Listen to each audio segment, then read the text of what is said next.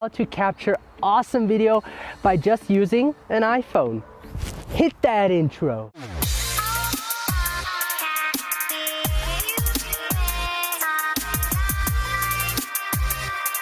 The chances are high that the phone you carry with you records video. I'm using an iPhone X that can record up to 4K 60 frames per second or 1080p 240 frames per second. Now I prefer to record in a 4K 60 frames per second because 4K gives me sharper image that allows me to crop in when I want to adjust the framing, and 60 frames per second is enough for me to give it a nice slow motion look when played back on a 24 frames per second timeline.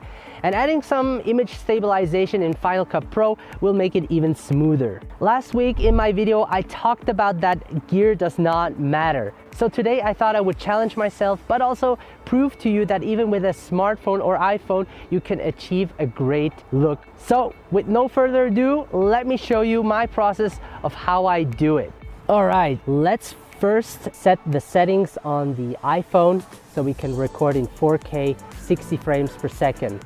And if you don't have 4K 60 frames per second, then choose 1080p 60 frames per second. The important thing is that you shoot slow motion so you can slow it down in post-production to give it that slow motion look. When adding stabilization, it gives you even a smoother looking footage.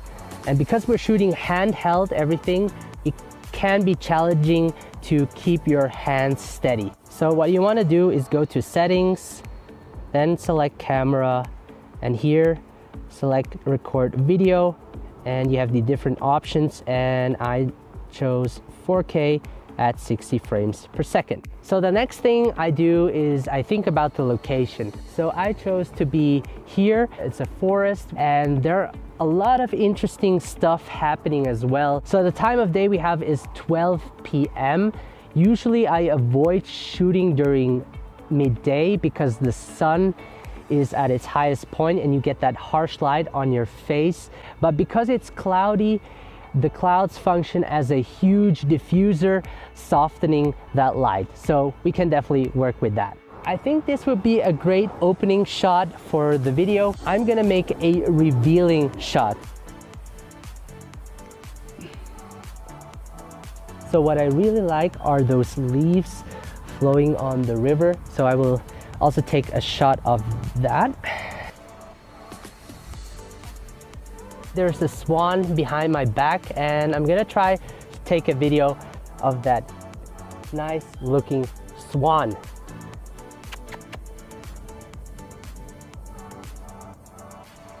It's a dog over there.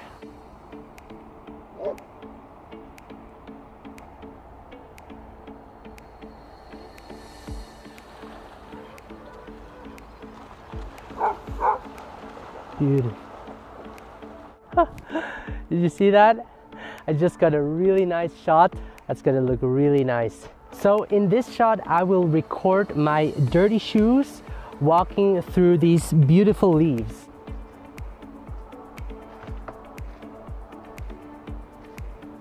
So next what I want to do is take a close-up of those leaves, and the nice part about it is that the sun is behind, illuminating it from the back, and I just love lighting subjects when the light is in the back. You'll see what I mean.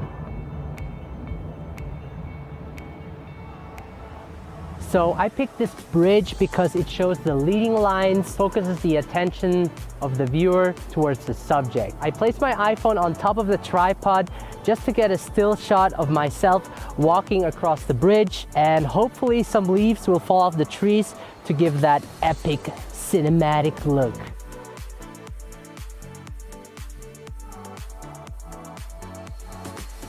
All right, so we are done recording our video. We're gonna head back to my office and import everything into Final Cut Pro X. Whoa.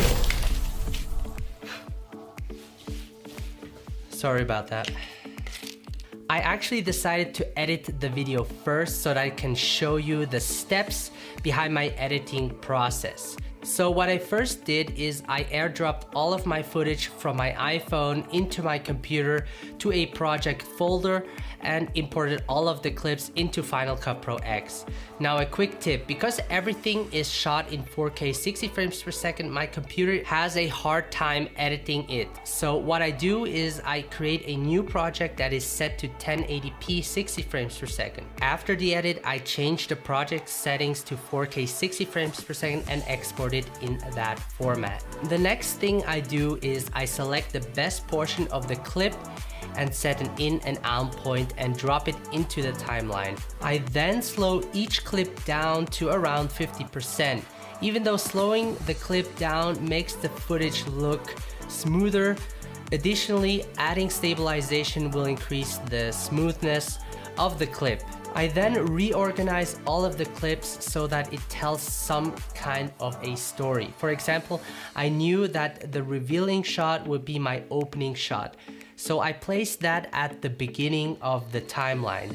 I choose the ending shot to be me walking across the wooden bridge. I already selected the music that would fit the mood of the story. Music is one of the most important things to consider because it enhances the story you are telling and makes it easier, at least for me, to edit. So I dropped the music into the timeline and shortened it to fit it to the length of the video clip. Now I also added sound effects that sets the tone of the entire video that pulls the viewer in. Now as I said earlier, because we shot in 4K, it gives me the ability to crop in without losing much detail if exported in 1080p. Now I want this clip to export in 4K, so I have to be careful to crop in not too much. In this case, the reason I want to crop in is to adjust the framing of the video to give it a nice composition. You want to make sure you compose your shot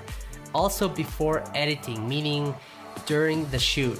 After that, I color correct all of the footage.